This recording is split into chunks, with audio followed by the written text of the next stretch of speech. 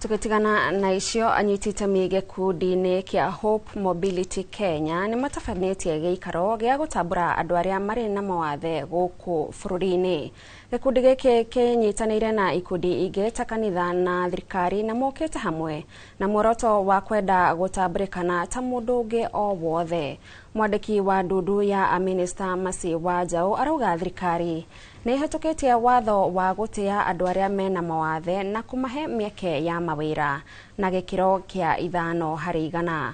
Oho arauga andũ no nginyagia macenjie mwĩcirĩrie wao wa ũrĩa monaga andũ arĩa mena mawathe matũra-inĩ.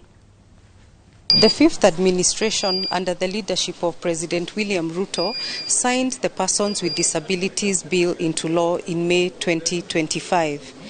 Signing this bill into law ensured and mainstreamed the place of persons with disability to enjoy their right to education, to health, and even participation in the economy and in public life.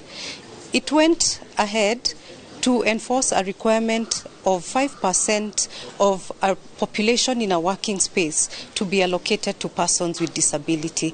This is real, intentional, meaningful inclusion that will ensure that as much as possible, persons with disability are mainstreamed and are able to exercise their right to participate and to be productive members of this community. That we will be here where we see a person with disability as a person that has been made in the image of God, that has been included in the church, that has been included in the community, that has been included in the school, in the government, that is being loved by everybody.